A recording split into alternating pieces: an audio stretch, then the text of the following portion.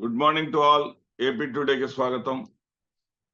Subscribe చేసుకొని మిత్రులు subscribe చేసుకోవాల్సిందిగా సవినయంగా మనం చేసుకుంటూ,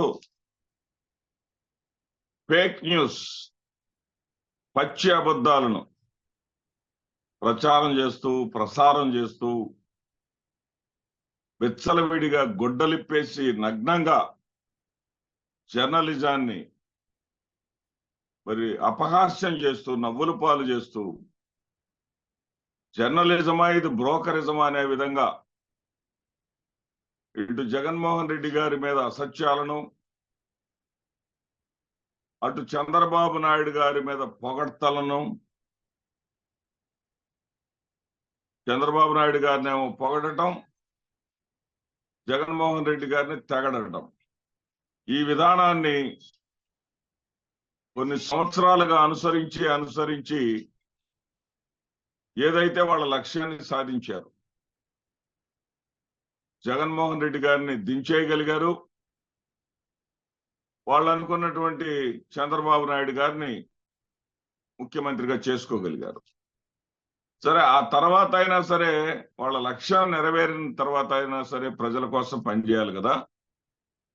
మరి ఇంకా జగన్మోహన్ రెడ్డి గారిని వెంటబట్టం దేనికి? ఇంకా జగన్మోహన్ రెడ్డి గారు ఎక్కడ ఏం చేస్తున్నారు, ఎక్కడున్నారు? బెంగళూరులో ఉన్నారంట, బెంగళూరులో విశ్రాంతి తీసుకుంటున్నారంట. బెంగళూరులో విశ్రాంతి తీసుకుంటే ఆయనేమి మీ ఇళ్లలో ఏం తీసుకోవట్లేదే.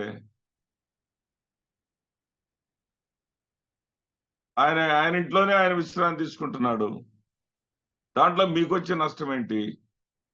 సరే, ఇంతకన్నా దారుణమైనటువంటి ఫేక్, దారుణమైనటువంటి అబద్ధం, దారుణమైనటువంటి మోసపూరితమైనటువంటి, ఇంకా ఆయన వ్యక్తిత్వ హననం చేయటం కోసం ఒక హంతకులుగా మారి వారు చేస్తున్నటువంటి పని ఏంటంటే, వాళ్ళు చేస్తున్న పని ఏంటంటే బెంగళూరులో ఉన్నటువంటి జగన్మోహన్ రెడ్డి గారు మరి అక్కడ ఉన్నటువంటి ఉప ముఖ్యమంత్రి డీకేని గెలిచాడంట. డీకేని గెలిచి ఇక నా పని అయిపోయింది, పార్టీని నడపలేను, పార్టీని కాంగ్రెస్ పార్టీలో కలిపేస్తాను, అయితే ఒక కండిషన్, వైఎస్ షర్మిలని పక్కన పెట్టాలి, ఆమెను పక్కన పెడితే నాకే అభ్యంతరం లేదు, నేను వైఎస్ఆర్సీపీని కాంగ్రెస్ లో కలిపేస్తాను, ఇక వైసీపీ కాంగ్రెస్ అనేది ఉండదు, ఆంధ్రప్రదేశ్ లో కాంగ్రెసే ఉంటుందని చెప్పేశాడంట. ఈ చెప్పింది ఎవరో కాదు, టీడీపీ తరఫున ఎన్నికైనటువంటి ఎమ్మెల్యే. ఒకప్పుడు జగన్మోహన్ రెడ్డి గారి మీద తిరుగుబాటు చేసినటువంటి ఎమ్మెల్యే, టీడీపీలోకి వెళ్ళి సీటు ఎమ్మెల్యేగా గెలిచినటువంటి వ్యక్తి చెప్పాడు. దీనిని మెయిన్ స్ట్రీమ్ మీడియా మొత్తం, ఏబిఎన్ ఏంటి, TV5 ఏంటి, అన్ని ఛానళ్లు కూడా ప్రసారం చేశాయి. అదేవిధంగా యూట్యూబ్, వాళ్ళకు అనుకూలమైనటువంటి యూట్యూబ్ ఛానల్ అన్నింటిలో బ్రహ్మాండంగా వైరల్ చేశారు. ఆ వైరల్ చేసిన దాంట్లో వాళ్ళు చెప్పినటువంటి సబ్జెక్ట్ ఏంటంటే, జగన్మోహన్ రెడ్డి గారు పెట్టినటువంటి షరతులు ఏంటంటే, మొట్టమొదటి షరతు షర్మిల గారిని దూరం పెట్టండి, రెండో షరతు కేసులు లేకుండా, నా మీద కేసులు లేకుండా కాపాడండి. కొంచెమైన కామన్ సెన్స్ ఉన్న వాళ్ళకి అర్థమైపోద్ది కదా. జగన్మోహన్ రెడ్డి మీద కేసులను రక్షించడానికి కాంగ్రెస్ పార్టీ, జగన్మోహన్ రెడ్డి గారిని కేసుల నుంచి రక్షించడానికి కాంగ్రెస్ పార్టీ ఏమన్నా కేంద్రంలో అధికారంలో ఉందా? పోనీ కాంగ్రెస్ పార్టీ ఆంధ్రప్రదేశ్ లో ఏమన్నా అధికారంలో ఉందా? కొంచెమైన సెన్స్ ఉన్న వాళ్ళకి, సామాన్యుడికి సైతం అర్థమైపోద్ది, పచ్చ మీడియా ఇంకా కూడా రోతరాతలను, పచ్చి అబద్ధాలను చెప్తుందనేది కొంచెం ఆలోచన పరిజ్ఞానం ఉన్న ఎవరికైనా సరే అర్థమైంది. ఎవరికైనా సరే ఇట్టే చూడగానే అర్థమైపోద్ది. అదే సందర్భంలో ఇప్పుడు అధికారంలో కేంద్రంలో ఉండేవారు భారతీయ జనతా పార్టీ. కాంగ్రెస్ పార్టీతో కలిశారు జగన్మోహన్ రెడ్డి అంటే జగన్మోహన్ రెడ్డి గారిని ఇంకా టార్గెట్ చేస్తారు కదా. త్వరగా ఆయన్ని మరి ఆయన మీద చర్యలు తీసుకునేటటువంటి అవకాశాలన్నింటినీ పరిశీలిస్తారు కదా. ఆ మాత్రం ఇంగిత జ్ఞానం, ఒక అబద్ధం చెప్పిన అతకాలనే జ్ఞానం కానీ లేకపోవటం, ఆ అబద్ధాన్ని ప్రజలు నమ్మకపోవటం, దాన్ని ఒకసారి పక్కనుంచితే స్వయంగా ఏది ఇక్కడ భారతీయ జనతా పార్టీ కక్ష సాధించటం పెచ్చు చేస్తుంది జగన్మోహన్ రెడ్డి గారు అనే అంశాన్నే కాకుండా ప్రధానంగా 40% ఓట్లు సాధించినటువంటి జగన్మోహన్ రెడ్డి గారు 1.7% ఓట్లు సాధించినటువంటి కాంగ్రెస్ లో విలీనం చేయటం అంట. ఏకంగా 5% ఓట్లు మాత్రమే వచ్చినటువంటి జనసేన ఏమో తెలుగుదేశంలో విలీనం కాదు, జనసేన ఇండివిజువల్ గా ఉంటుంది.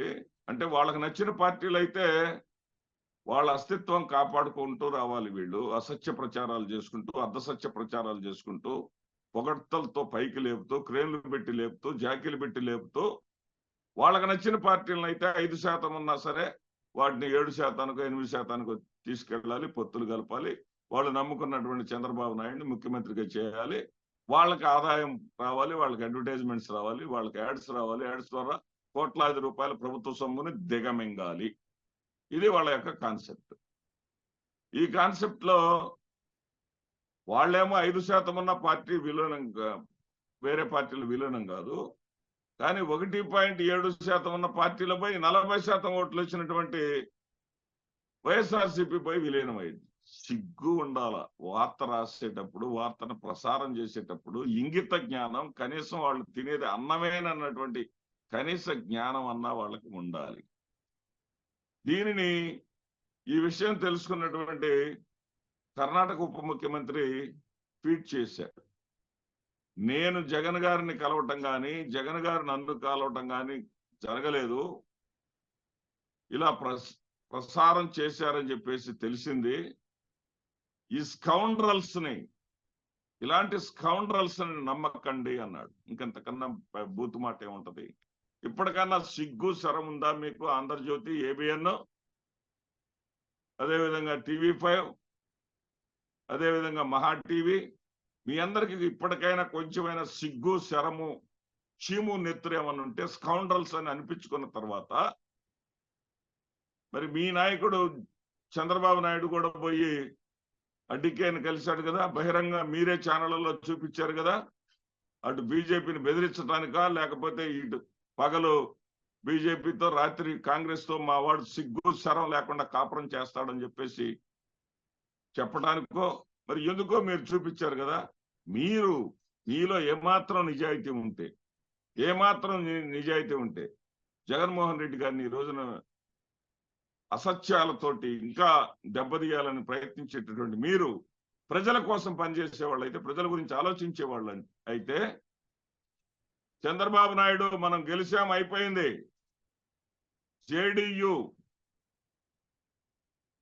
జనతాదళ్ యునైటెడ్ ఏదైతే ఒత్తిడి చేస్తా ఉంది, తీర్మానం చేసింది, మా బీహార్ రాష్ట్రానికి ప్రత్యేక హోదా ఇచ్చి తీరాల్సిందే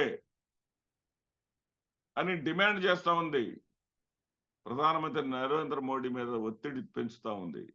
ఈ రోజున మన అవసరం కూడా, మరి నితీష్ కుమార్ కన్నా మనకు ఎక్కువ సీట్లు ఉన్నాయి. నితీష్ కుమార్ కుంది 12, మనకు 16 సీట్లు ఉన్నాయి. 2 జనసేన, మనతో పాటు గెలిచిన 2 జనసేన కలుపుకుంటే 18 సీట్లు ఉన్నాయి. ఆ మాటకు వస్తే భారతీయ జనతా పార్టీ గెలుచుకున్న 3 స్థానాలు కూడా మన పొత్తు వల్లే గెలుచుకుంది. కాబట్టి మనకి ఇన్ని స్థానాలు ఉన్నాయి. మేమందరం నీకు మద్దతుగా నిలవాలంటే మాకు ప్రత్యేక హోదా ఇవ్వాల్సిందే. నారా లోకేష్ ప్రత్యేక హోదా డిమాండ్ మాది కొనసాగుతూనే ఉంటుంది, ప్రత్యేక హోదా కావాల్సిందే అని నారా లోకేష్ అన్నారు కదా నారా లోకేష్ గారు. మరి దాన్ని బట్టి మీరు ప్రశ్నించండి మీ చంద్రబాబు నాయుడు గారిని.